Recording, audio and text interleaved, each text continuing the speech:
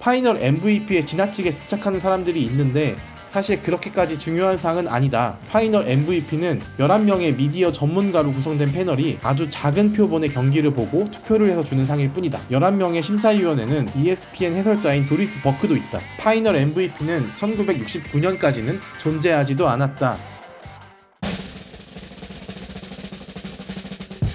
안녕하세요, 키가웃입니다. 2024년 NBA 파이널 2차전도 보스턴이 승리하면서 스코어는 2대0이 됐습니다. 지금까지 NBA 파이널에서 2대0으로 앞선 팀이 우승할 확률은 84%입니다. 하지만 아직 시리즈는 끝나지 않았고 보스턴은 댈러스 홈에서 2연전을 치러야 합니다. 오늘은 셀틱스 레딧의 2차전 후 현지 반응과 현지 언론의 2차전 분석 기사를 번역해봅니다.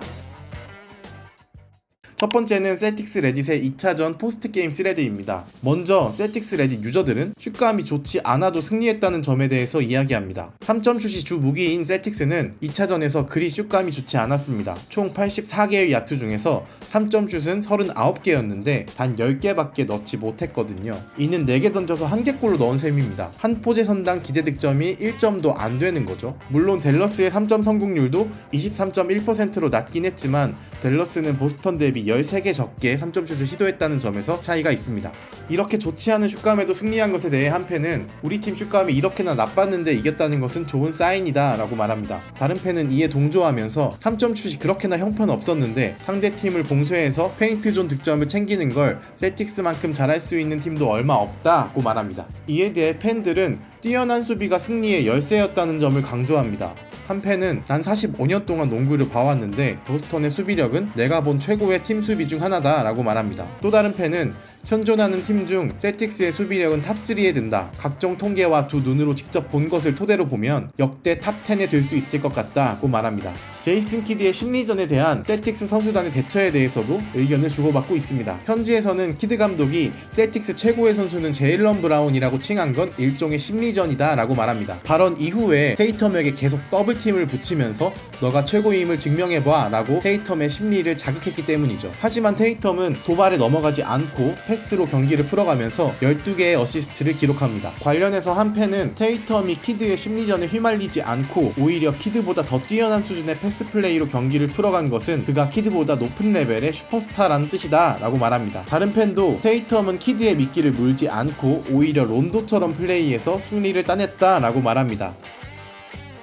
클러치 때 PJ 워싱턴의 속공 득점을 막은 화이트의 블락 노파울 판정에 대한 토론도 있습니다. 후반 내내 10점차 가까운 리드를 유지하던 보스턴은 PJ 워싱턴과 돈치치의 활약으로 경기 종료 50초를 남기고 5점차까지 리드가 좁혀집니다. 이후 트랜지션 상황에 화이트의 블락으로 댈러스는 원포제션 게임 찬스를 놓치면서 무너집니다. 관련해서 ESPN의 현지 해설자인 도리스 버크는 저건 파울이었어야 했다라고 말했고 그것이 셀틱스 레딧에서 이슈가 됐습니다. 이에 한 팬은 경기가 끝나자 말자 해당 플레이에 대해서 그건 파울이었어야 했다라고 굳이 말을 꺼내는 건 정말 창피한 일이다 라고 말합니다. 또 다른 팬은 경기 내내 카이리 어빙이 오프한 플레이를 해도 파울이 불리지 않았고 알 호포드도 억울한 블락킹 파울 선언을 받았다. 이런 순간에 대해서는 아무런 지적을 하지 않으면서 화이트의 블락에 대해서만 지적하는 ESPN은 정말 너무하다 라고 말합니다. 전반적으로 팬들은 미스콜은 경기 중 계속 있었는데 왜 화이트 블락 노파울에 대해서만 지적을 하냐 라는 의견이 많습니다.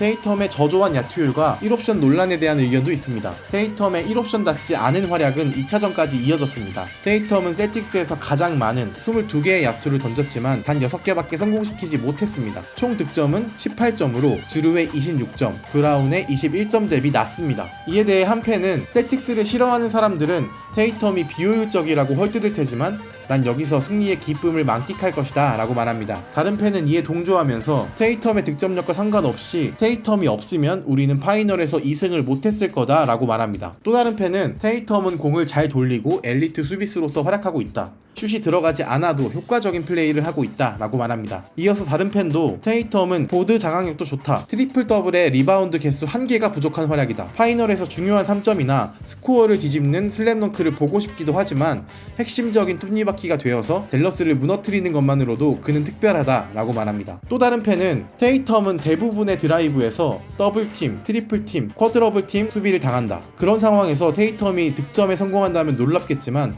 해야 하는 플레이는 패스다. 그는 이런 상황에서 패스를 잘할 수 있는 영리하고 성숙한 선수다. 또한 테이텀은 2차전에서 주루에게 수비수 2명을 뚫고 주는 블라인드 패스 등의 놀라운 패스도 많이 했다라고 말합니다.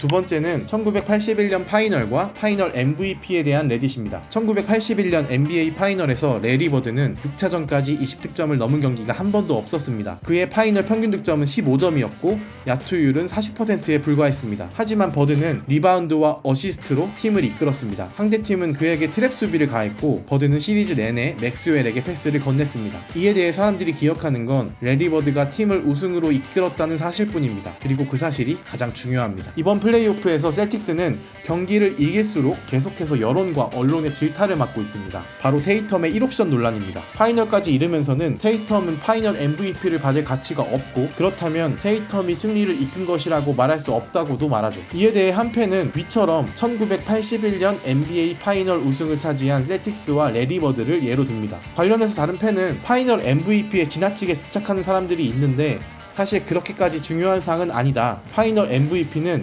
11명의 미디어 전문가로 구성된 패널이 아주 작은 표본의 경기를 보고 투표를 해서 주는 상일 뿐이다. 11명의 심사위원회는 ESPN 해설자인 도리스 버크도 있다. 파이널 MVP는 1969년까지는 존재하지도 않았다 라고 말합니다. 이어서 파이널 MVP는 버드보다 맥스웰, IT보다 듀마스, 매직보다 워디, 빅벤보다 빌럽스, 커리보다 이거달라 등 팀에서 가장 가치가 있다고 보기 어려운 선수에게 수여된 적도 많다. 제정신이라면 이 상을 받은 선수들이 리그를 대표하는 얼굴이라고 말하지 않을 것이다 라고 말합니다. 또 다른 팬은 지난 72시간 동안 테이텀의 1옵션 논란에 대한 글이 12건이나 올라왔다. 왜 팬들은 셀틱스가 시즌 내내 이렇게 경기해온 걸 눈치채지 못할까? 마줄라 감독은 매번 all for one, one for all을 강조한다. 우리 팀은 영웅이 없는 팀이다. 개인 통계는 전혀 신경 쓰지 않는다 라고 말한다. 누가 최고의 선수인가에 대한 논쟁은 오로지 팬들만의 논쟁이며 셀틱스는 그 논쟁을 오래전에 제쳐뒀다 라고 말합니다.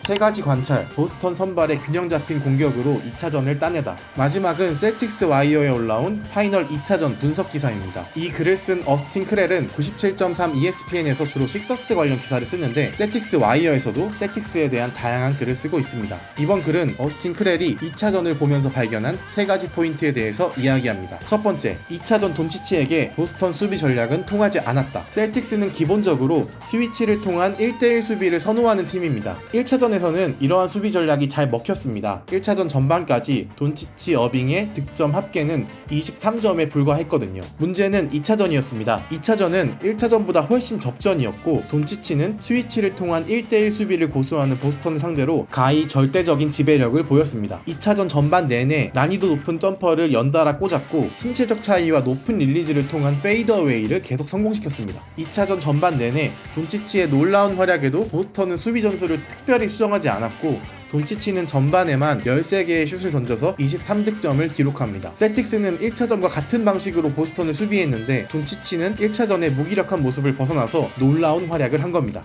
두 번째, 슛이 들어가지 않을 때 플레이메이킹으로 공격을 풀어낸 테이텀. 사실 셀틱스는 스마트가 주전 포인트 가드일 때부터 중요한 순간에 올바른 플레이를 할 수 있는 포인트 가드의 역할을 잘할 수 있는지에 대한 의문이 있던 팀입니다. 그런데 파이널 2차전에서 테이텀의 플레이메이킹을 통해서 꼭 훌륭한 플레이메이킹 능력을 갖춘 주전 포인트 가드가 팀에 있지 않아도 된다는 걸 증명해냈습니다. 경기 중 가장 인상적인 장면 중에 하나는 화이트가 코너에 있고 주루가 테이텀에게 핸즈오프로 공을 건넨 뒤에 돌파를 할 때입니다. 이때 코너에 화이트를 먹던 어빙은 딜레마에 빠졌고 어빙이 헤맬 때 테이텀은 빠르게 올바른 의사결정을 내려서 화이트에게 패스를 건넸고 화이트가 3점 슛을 성공시켰습니다.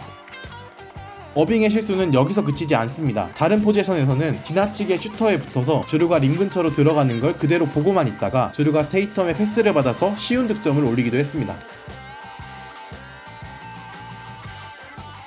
테이텀은 드라이브 상황에도 플레이메이커로서의 역할을 잘 해냈습니다. 드라이브를 통해 득점을 하기도 했지만 강한 드라이브 시에 댈러스 수비수들이 테이텀을 둘러싸면 침착하게 컷인하는 빈 선수를 찾아서 패스를 건넸습니다. 셀틱스에게 침묵당한 어빙. 셀틱스는 이번 시리즈에서 어빙을 침묵시키고 있습니다. 볼스크린에서의 훌륭한 의사소통, 드라이브 시 사이즈, 그리고 1대1 매치업 등 전술을 통해서입니다. 어빙은 파이널에서 78분간 뛰면서 37번의 슛을 던졌지만 단 13개의 슛을 성공시키며 28득점을 하는데 그쳤습니다. 뿐만 아니라 시리즈 전체 어시스트는 단 8개, 리바운드는 5개입니다. 돈치치가 1차전에 실패를 딛고 2차전에서 엄청난 활약을 통해 경기를 마지막까지 접전으로 끌고 갔는데 댈러스 홈에서 3차전을 치르는 어빙 또한 달라진 모습을 보여줄 수 있을지 지켜볼 필요가 있겠습니다.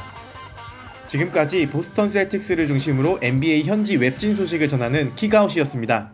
고맙습니다.